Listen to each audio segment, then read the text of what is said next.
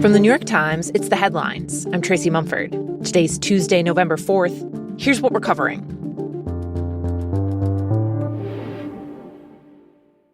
Dick Cheney, widely regarded as the most powerful vice president in American history, has died at age 84.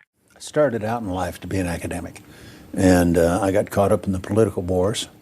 He entered politics in the 1960s with an internship at the Wyoming legislature, later becoming a congressman himself and being tapped for Secretary of Defense by President George H.W. Bush. In that position, Cheney helped engineer the Gulf War in 1991. The coalition forces of Operation Desert Storm have begun a large-scale ground operation against Iraqi forces inside Kuwait. He left Washington briefly after that to run Halliburton, one of the largest companies in the oil industry, before returning when Bush's son, George W., was running for president. Cheney famously agreed to help Bush select a running mate in a process that ended up with him getting the job. Oh, my God. Oh, my God. That looks like a second plane. On September 11th, 2001, Bush happened to be away from the White House, so it was Cheney who took a leading role in responding to the terrorist attacks from a bunker underneath the East Wing. I think the important thing here is for people to understand that things have changed since last Tuesday. The world's shifted in some respects. He went on to advocate for aggressive policies in the so-called War on Terror, including warrantless surveillance and brutal interrogations. And in 2003, simply stated, there is no doubt that Saddam Hussein now has weapons of mass destruction. Cheney pushed for the invasion of Iraq, saying that there were weapons of mass destruction there, a claim that turned out to be false. That led to a bloody, nearly 9-year occupation of the country. In all, his actions in the White House earned him a reputation for Machiavellian tactics, with even Bush himself acknowledging that people thought of Cheney as the, quote, Darth Vader of the administration, though Bush said he valued his steadiness and friendship. As Cheney left office, he insisted that historians would ultimately look back favorably on the administration's efforts to keep the U.S. safe. For Vice President Cheney's full obituary, go to nytimes.com.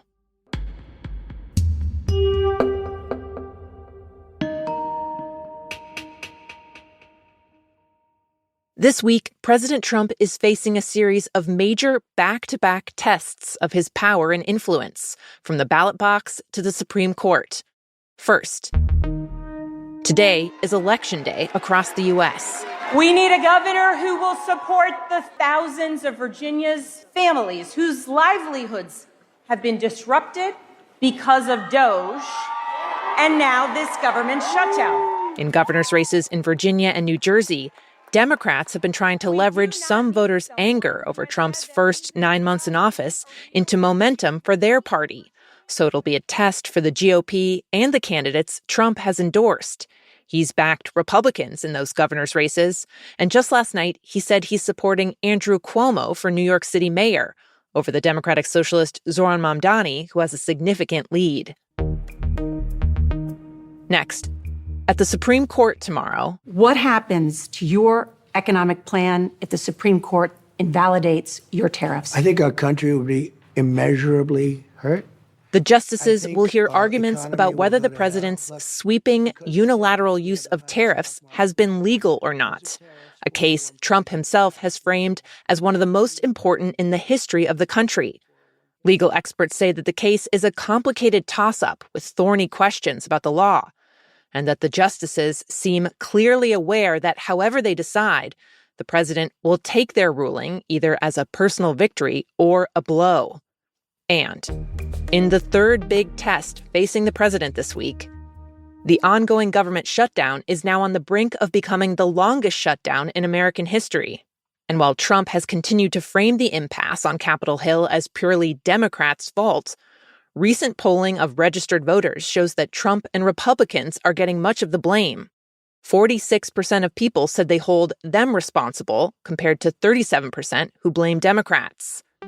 When asked about the stakes of this week for the president, a White House spokesman said in a statement, quote, "Every week is pivotal when Americans have a president who is all gas, no brakes on his push to make America great again."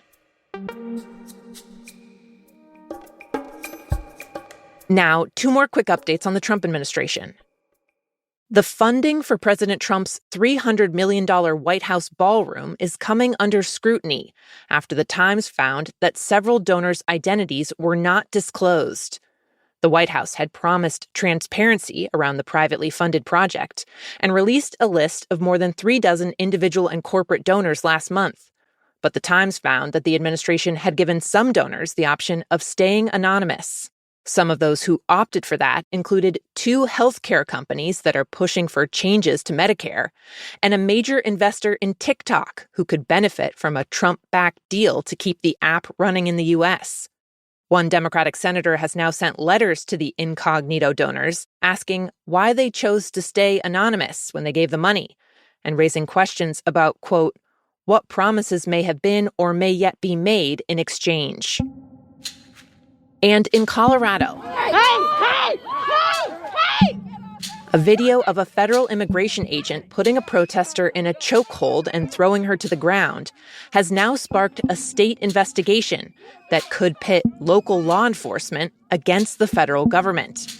While clashes between immigration agents and protesters across the country have sparked lawsuits over the agents' use of tear gas and other tactics, the case in Durango, Colorado could lead to the first criminal charges against an agent. After reviewing footage of the incident, the local police chief called it an out-of-policy and possibly illegal use of force. If charges are filed, it would be a remarkable step since federal agents have broad legal protections and there's little precedent for states arresting them.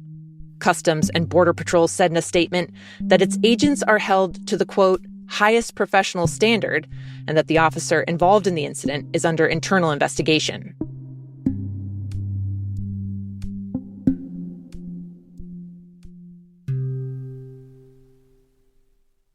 I'm Dave Phillips, and I write about the military for the New York Times. And for the last 2 years, I've been looking at how a lot of brain injuries in the military are caused not by combat, but by the blast waves that are released when soldiers fire their own weapons. And when we started to discover that that was going on in military weapons, it was natural for us to ask, what about the tens of millions of guns that are here in the United States that civilians own? What kind of hazard are they facing? And when we looked into it, we found that there was hardly any public information out there, no numbers, no assessment of the risk. And so, since there was no data there, we decided to gather our own. There's a new investigation out today from the Times that looks at the potential for brain damage caused by going shooting at indoor gun ranges, something many Americans do on a regular basis. My colleague Dave Phillips says that the thing to remember about the human brain is that it's an extremely delicate network of trillions of connections, and it's basically got the consistency of Jell-O. There are a lot of unknowns about how something that fragile can be affected by things like blast waves from gunshots. Given that, many firearms experts and neurologists say it's safest to limit blast exposure as much as possible. But data that the Times gathered shows shooting indoors does the opposite. We use the same blast sensors that the military uses, and we put them on a volunteer and took him to a civilian gun range. There we fired several very common rifles and handguns and gathered readings from all of them. We found that the largest rifle we tested, a .50 caliber, greatly exceeded what the military says is safe for the brain. And even smaller rifles, when fired repeatedly, could add up to a hazardous exposure. We also found that while indoor ranges are almost all designed with individual shooting booths to make shooting safer, those enclosed areas actually reflect the blast back at the shooter, making the blast exposure double or triple what it would be in an open area. There's almost no research on how this low level of blast impacts the brain, and so scientists can't say whether brain injuries are actually happening. But if you talk to people who shoot indoors, it's not hard to find people that talk about symptoms of headache, foggy thinking, fatigue, and other signs of, what we think of as concussion. So experts say it's quite possible that these injuries have been happening all along and we just haven't realized it. You can find video of how the Times measured blast waves at the gun range and tips on how people can limit their exposure when they do go shooting at nytimes.com.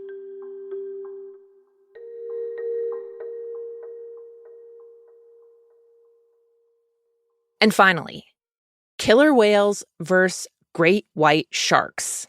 The two ocean predators have been known to clash before. In South Africa a few years ago, shark carcasses were washing up on shore without their livers. Researchers realized that the orcas had been going a little Hannibal Lecter on them.